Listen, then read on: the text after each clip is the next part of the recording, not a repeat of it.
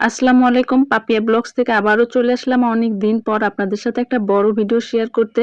আর আজকের ভিডিওতে একটা রেসিপি শেয়ার করব, আশা করছি আপনাদের কাছে অনেক ভালো লাগবে। একটু ধৈর্য ধরে সবাই দেখবেন পুরো ভিডিওটা, আর সবাই সুন্দর একটা কমেন্টস করে যাবেন। কয়েকদিন কিন্তু বাইরে প্রচুর বৃষ্টি হচ্ছে, আর বৃষ্টির দিনগুলোতে কিন্তু সবারই খেতে মন চায় কিছু না কিছু।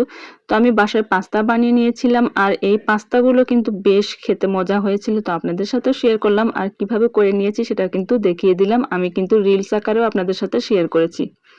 পাস্তাগুলো বানানোর পর একদম সিমের ফুলের মতোই দেখা যাচ্ছিল আমার কাছে। তো এগুলো কিন্তু সিদ্ধ করে নিতে হবে। তো আমি পাতিলে পানি দিয়েছি, পানির মধ্যে একটুখানি তেল দিয়েছি। তেলটা দিলে এটা পাতিলের সাথে লেগে ধরবে না, ঝরঝরে হবে। তো এগুলো সিদ্ধ করার পরে এগুলো আমি পানিগুলো ঝরিয়ে নিয়েছি। নিয়ে এই পাস্তাগুলো কিন্তু আবার ঠান্ডা পানি দিয়ে 2-3 বার করে ধুয়ে নিয়েছি। এবার পাস্তাগুলো রান্না করে নিব। তার জন্য আমি চুলায় একটা কড়াই দিয়েছি, কড়াইয়ের মধ্যে তেল দিয়েছি, সাথে কাঁচামরিচ আর পেঁয়াজ দিয়েছি, আর রসুনও দিয়েছি। পাস্তায় কিন্তু রসুনটা বেশ ভালো লাগে খেতে, তো তার জন্য কয়েকটা রসুনও কুচি করে দিয়েছি। এরপর এর মধ্যে আমি একটা ডিম দিয়ে দিলাম, আর এই ডিমটা একটু লবণ দিয়ে ভেজে নিতে হবে। তো আমি সাইড করে রেখে পেঁয়াজটাকে ভেজে নিব, পেঁয়াজ আর মরিচ, আর এই যে ডিমটা, এই ডিমটা কিন্তু ভেজে নিব। তো আপনারা চাইলে কিন্তু চিকেনও দিতে পারেন। তো আমার বাসায় চিকেন আনা ছিল ঠিকই, কিন্তু আমি চিকেনটা প্রসেস করার মতো সময় ছিল না, তার জন্য শুধু ডিমটাই দিয়ে দিলাম। তো আমি দেখেন একদম ডিমটা কিন্তু ঝুরি ঝুরি করে ভেজে নিয়েছি, সাথে পেঁয়াজ আর মরিচ সাইডে রেখেছিলাম সেটাও কিন্তু সুন্দর করে একটু ভেজে নিলাম। আর এর মধ্যে আমি একটুখানি জিরা দিয়ে দিব, আর এই জিরার ফ্লেভার আমার কাছে বেশ ভালো লাগে। আমি কিন্তু নুডলস রান্নার সময়ও জিরা দিই। জিরা আমার কাছে অনেক পছন্দের একটা খাবার, সব খাবারেতে আমি প্রায় জিরা দিয়ে থাকি। এবার এগুলো ভাজির পালা শেষ। আমি এই যে সেদ্ধ করা পাস্তা রেখেছিলাম এটাও দিয়ে দিলাম, দিয়ে সুন্দর করে এর সাথে আমি মিশিয়ে নিব। পেঁয়াজ আর মরিচ আছে এগুলোর সাথে সুন্দর করে কিছুক্ষণ ভেজে নিব।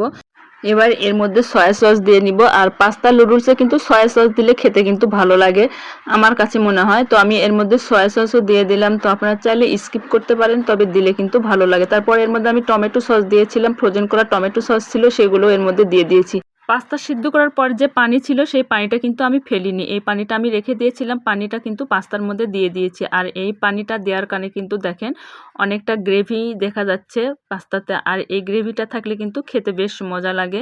তো আমি এটা কিন্তু 2 বারে দিয়েছি, একবার দিয়েছিলাম, পরে কিন্তু আমি আবারও দিয়ে দিলাম।